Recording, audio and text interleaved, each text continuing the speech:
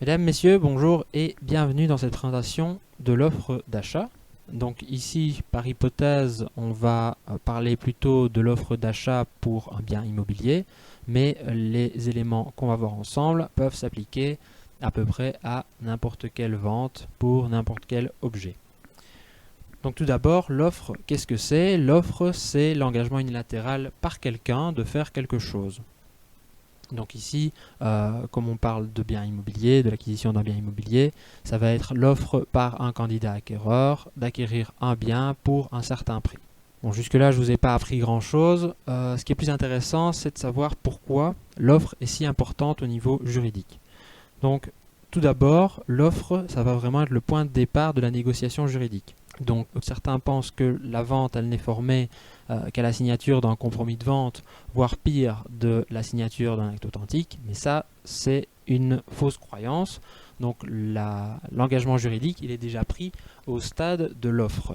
Donc, une fois que vous avez fait votre offre, votre vendeur, il peut l'accepter et la vente sera formée. Donc, vous allez être obligé de signer l'acte authentique par après et surtout de payer le prix. Donc, c'est important de connaître et de savoir que c'est cette offre déjà qui crée l'engagement.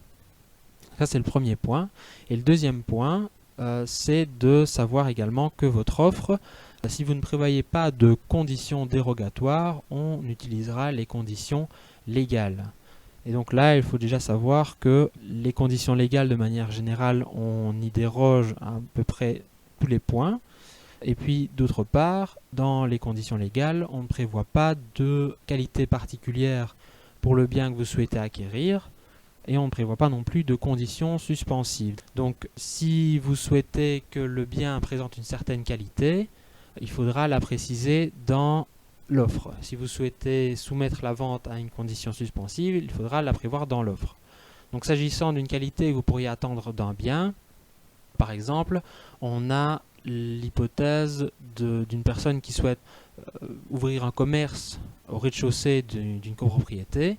Il serait important pour cette personne-là de prévoir qu'il attend du bien qu'il achète de pouvoir y ouvrir un commerce.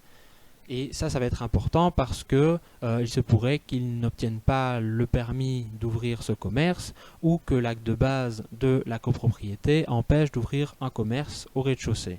Donc ça pour le confort des autres habitants de la résidence.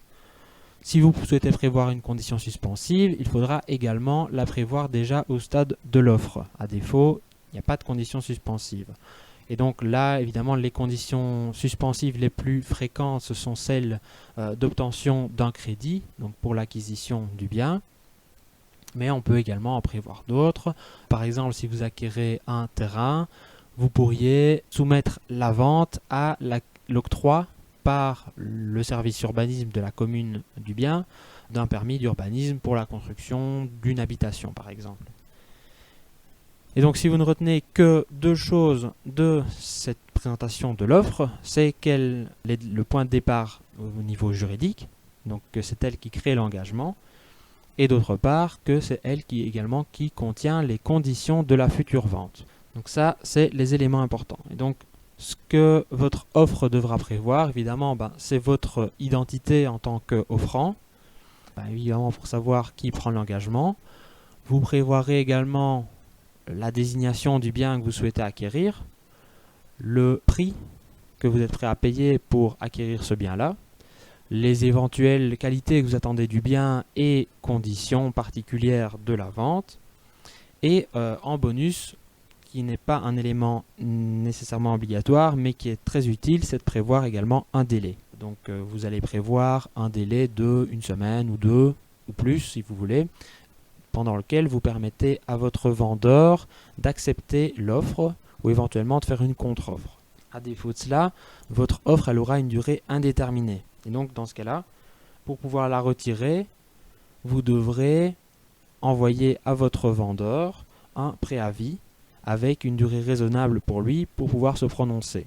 Donc là, le plus facile, c'est dans votre offre de prévoir un délai pendant lequel votre vendeur pourra l'accepter.